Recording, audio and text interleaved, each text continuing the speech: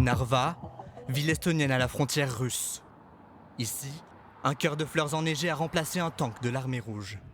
Le blindé faisait office de monument aux morts pour les soldats soviétiques de la Seconde Guerre mondiale. Les autorités estoniennes l'ont déboulonné après l'invasion de l'Ukraine, comme pour effacer le passé. Une décision qui blesse la communauté russe d'Estonie. Pavel, lui, n'a pas renoncé à venir ici pour se recueillir. Il n'avait pas le droit de faire ça. Ce mémorial ne faisait de mal à personne. On organisait même des mariages devant. Mon grand-père et celui de ma femme ont fait la guerre côté soviétique pour défendre la patrie. Pourquoi maintenant il nous empêche de leur rendre hommage?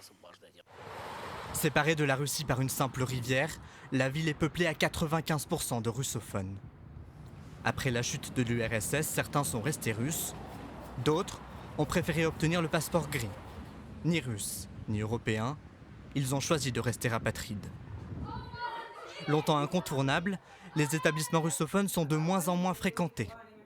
Si les familles envoient leurs enfants dans cette école publique, c'est justement parce qu'en classe, on enseigne uniquement en estonien.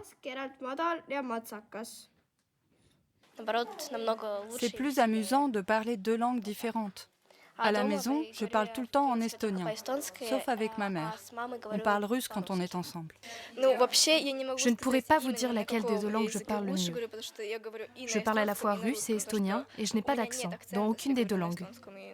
L'une ou l'autre pour moi, c'est pareil. Mais pour les Estoniens, l'usage de la langue n'a rien de neutre. 4 familles ont déjà refusé que leurs enfants apprennent le russe. La direction prévoit d'enseigner l'espagnol comme langue vivante numéro 2. Pour beaucoup, créer du lien avec la Russie maintenant qu'elle a envahi l'Ukraine, c'est trahir sa patrie. Mais les enfants s'en fichent. Tout ce qu'ils veulent, c'est s'amuser ensemble.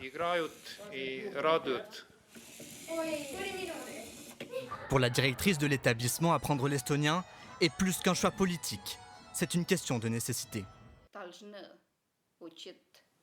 Tout le monde doit être capable de parler estonien, car c'est notre langue nationale, et il faut être capable de l'utiliser. Et les parents russes savent que quand ils envoient leurs enfants dans notre école, ils les aident à s'intégrer. Un quart de la population ne maîtrise toujours pas la langue nationale. Depuis que le gouvernement estonien a banni toutes les chaînes russes de son territoire, ETV+, la chaîne publique, est alors devenue l'unique source d'information pour les russophones du pays. Bonsoir, bienvenue dans l'édition d'actualité de ce lundi. Voici les titres. Et la rédactrice en chef s'assure que la majorité des sujets diffusés traitent des mêmes thèmes que sur les chaînes en estonien. Ça semble naïf de penser que les russophones vont pouvoir oublier leur langue maternelle d'un seul coup pour parler estonien dans leur vie de tous les jours. Et selon moi, fournir une même information à tous les citoyens permet de tisser une sorte de lien au sein de la société et de rapprocher les communautés. Aujourd'hui, plus de 2 Estoniens sur 3 considèrent la Russie comme une menace. La peur de l'invasion est dans tous les esprits. Ne reste que l'espoir de faire la paix avec le passé.